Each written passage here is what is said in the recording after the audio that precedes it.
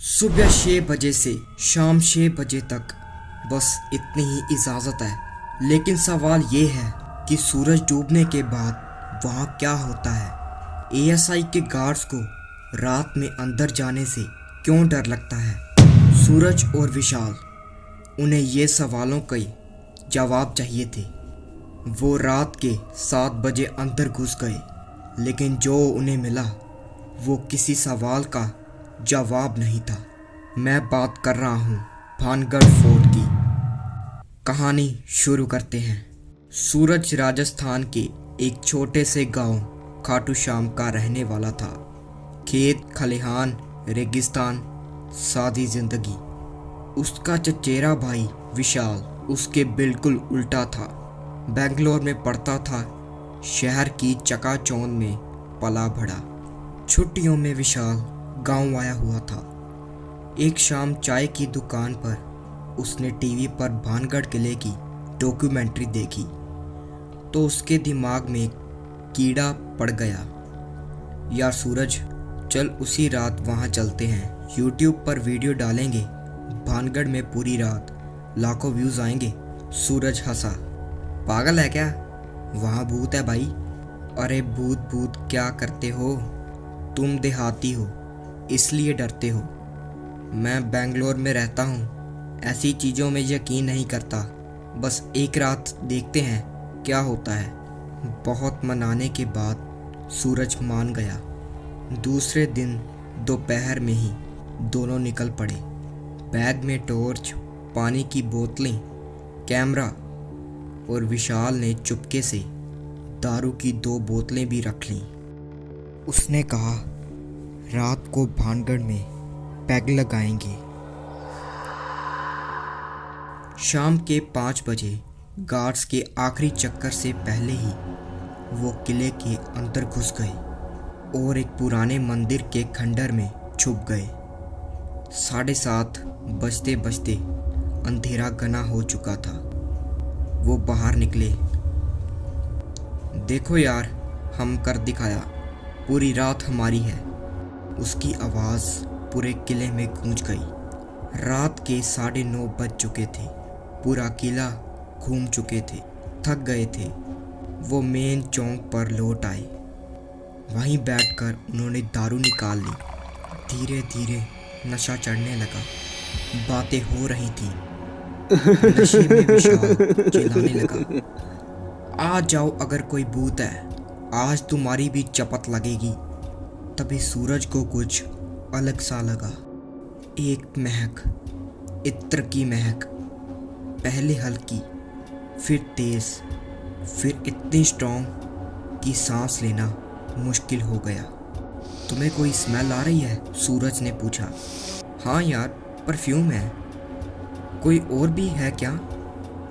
सूरज को याद आया, उसकी दादी कहती थी भूत प्रेत आते हैं तो इत्र की महक आती है। वो घबरा गया। चल यहाँ से चलते हैं। लेकिन तभी ठन ठन ठन घुंघरू की आवाज ऊपर से, बिल्कुल उस गुंबज के पास से, और फिर दूसरी तरफ से सिसकियां।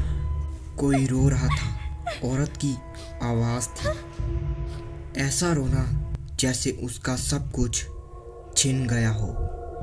विशाल का चेहरा सफ़ेद पड़ गया। उसकी हिम्मत जवाब दे गई, भाग यार, भाग भाग यार। दोनों भागे। अंधेरे में टॉर्च की रोशनी इधर उधर भटक रही थी। सूरज ने पीछे मुड़कर देखा।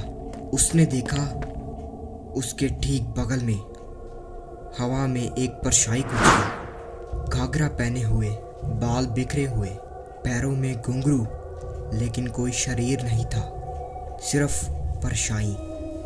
वो चीख पड़ा, विशाल भाग। दोनों सीढ़ियों से नीचे उतरे। सूरज बाहर निकल आया, लेकिन विशाल अंदर ही रुक गया। सीढ़ियों के अंधेरे से एक आवाज आई, धीमी, पतली हुई, तो मार खापा ठीक करो, ना होलो तो मार मृत्यु होबो। सूरज के रोंगटे खड़े हो गए। वो जानता था विशाल बंगाली है, लेकिन बोलता हिंदी में है। बंगाली तो उसे आती ही नहीं, फिर ये क्या। सीढ़ियों से विशाल बाहर निकला। उसकी चाल बदली हुई थी, धीमी, खींची हुई, मानो कोई उसे खींच रहा हो। सिर झुका हुआ था। धीरे धीरे आगे बढ़ा और फिर हंसा। वही आवाज़ जो चीख रही थी अब हंस रही थी, लेकिन वो हंसी सामान्य नहीं थी। सूरज भागा। अब उसे समझ आ गया था, ये उसका दोस्त नहीं रहा, उसके अंदर कुछ और घुस गया है। वो भागा। पीछे से वो हंसी आ रही थी, पीछा कर रही थी। हर बार लगता कि बाहर निकल गया। वो सामने वही चौक था, वही मंदिर, और बीच में विशाल खड़ा था, हंस रहा था। सूरज थक चुका था। तभी उसने देखा, पास में दीवार के नीचे एक मरा हुआ कौवा पड़ा हुआ था, काला, बदबूदार। विशाल ने उसे उठाया और सूरज के सामने उसने कुएं के सर नोच कर खा लिया। कच्चा खून उसके मुंह से टपक रहा था। अब तेरी बारी है, विशाल ने कहा। सूरज ने आंखें बंद कर ली। उसे बचपन की वो 2 लाइनें याद आ गईं जो उसकी दादी हमेशा कहती थी। भूत पिशाच निकट ना आवे, महावीर जब नाम सुनावे। उसने वही दोहराना शुरू कर दिया, धीरे धीरे, बार बार। विशाल का हंसना बंद हुआ। वो स्थिर खड़ा हो गया।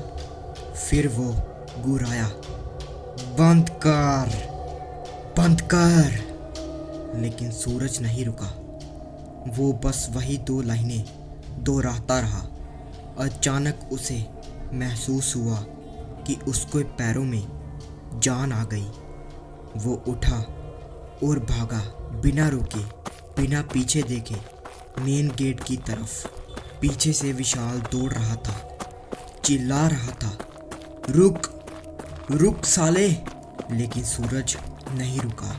वो दौड़ता रहा, गार्डन पार किया, फाटक के पास पहुंचा। पीछे से आवाज़ें धीमी पड़ने लगी। उसने पीछे देखा, विशाल जमीन पर गिरा था। सूरज को समझ नहीं आया कि क्या करे। एक पल को लगा भाग जाऊं, लेकिन फिर खून का रिश्ता था। वो वापस भागा, हनुमान चालीसा की वही 2 लाइनें जपता हुआ। उसने विशाल को उठाया, अपने कंधे पर डाला और फिर से भागा। 80 किलो का विशाल, लेकिन उस रात सूरज में कोई और ही ताकत आ गई थी। गेट के पास पहुंचा तो गार्ड सो रहा था। सूरज ने चिल्लाकर जगाया, बचाओ। गार्ड ने तुरंत दूसरों को बुलाया, इन्हें मत छुओ। गार्ड देखकर डर गया। उसने कहा, तुम अंदर से कहाँ, अंदर क्या कर रहे थे? सूरज ने सारा किस्सा बताया कि हम शाम को अंदर चले गए थे देखने के लिए कि रात में क्या होता है, तो हमें बहुत डर लग रहा है, प्लीज़ प्लीज़ इसे बचाइए। गार्ड ने तुरंत दूसरों को बुलाया, इन्हें मत छुओ, इनके अंदर कुछ हो सकता है। पास में बालाजी का मंदिर है, वहाँ ले जाओ। सुबह के 5 बजे थे। वो मंदिर पहुँचे।